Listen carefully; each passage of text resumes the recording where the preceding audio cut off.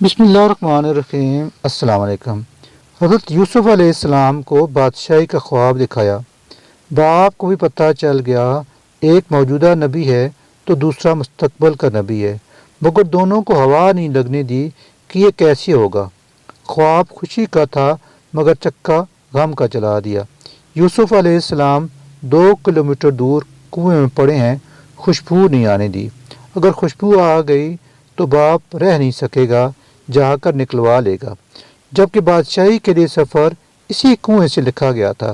سمجھا دوں گا تو بھی اخلاقی طور پر یہ بہت برا لگتا ہے کہ ایک باپ اپنے بیٹے کو بادشاہ بنانے کے لیے اسے کنویں میں ڈال کر درخت کے پیچھے سے جھانک جھانک کر دیکھ رہا ہے کہ قافلے والوں نے اٹھایا ہے یا نہیں، لہذا سارا انتظام اپنے ہاتھ میں رکھا ہے۔ اگر یوسف علیہ السلام کے بھائیوں کو پتہ ہوتا کہ اس کنویں میں گرنا بادشاہ بننا ہے اور وہ یوسف علیہ السلام کی مخالفت کر کے اصل میں اسے بادشاہ بنانے میں اللہ کی طرف سے استعمال ہو رہے ہیں، تو وہ ایک دوسرے کی منتیں کرتے کہ مجھے دھکا دے دو۔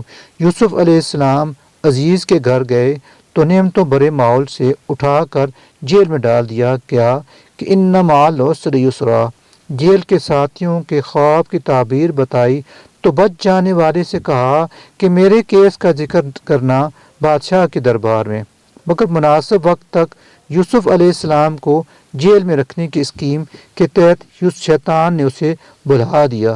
یوں شیطان بھی اللہ کی اسکیم کو نہ سمجھ سکا اور بطور ٹول استعمال ہو گیا۔ اگر اس وقت یوسف علیہ السلام کا ذکر ہو جاتا تو یوسف علیہ السلام سوالی ہوتے، اور رب کو یہ پسند نہیں تھا۔ اس کی اسکیم بادشاہ کو سوالی بن کر آنا تھا اور پھر بادشاہ کو خواب دکھا کر سوالی بنایا، اور یوسف علیہ السلام کی تعبیر نے ان کی عقل و دانش کا سکہ جما دیا۔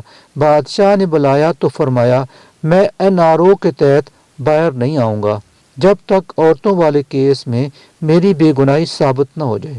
عورتیں بلوائی گئیں، سب نے یوسف علیہ السلام کی پاک دامنی کی گواہی دی، اور مدیہ عورت نے بھی جھوٹ کا اعتراف کر کے کہہ دیا کہ انا روتہ عن نفسی وانہ لمن الصادقین۔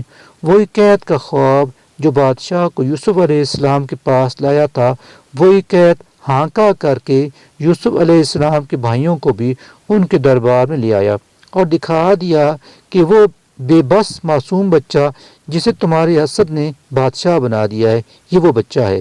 فرمایا پہلے بھی تم میرا کرتا لے کر گئے تھے جس نے میرے باپ کی بینائی کھا لی، کیونکہ وہ اسی کرتے کو سونگ سونگ کر گریا کرتے تھے۔ فرمایا اب یہ کرتا لے جاؤ، یہ وہ کھوئی ہوئی بینائی واپس لے آئے گا۔ اب یوسف علیہ السلام نہیں، یوسف علیہ السلام کا کرتا مصر سے چلا ہے تو کنعان کے صحرا میں اٹھے ہیں۔ یعقوب علیہ السلام چیخ پڑے ہیں انی لاجد ریح یوسف لولا ان تفندون۔ تم مجھے سٹھایا ہوا نہ کہو تو ایک بات کہوں، مجھے یوسف علیہ السلام کی خوشبو آ رہی ہے۔ سبحان اللہ۔ جب رب نہیں چاہتا تھا تو 2 کلومیٹر دور کے کنویں سے خبر نہیں آنے دی، جب سوئچ آن کیا تو مصر سے کنعان تک خوشبو سفر کر گئی۔ واللہ غالب علی امری ولکن اکثر الناس لا یعلمون۔ اللہ جو چاہتا ہے وہ کر کے ہی رہتا ہے، مگر لوگوں کی اکثریت یہ بات نہیں جانتی۔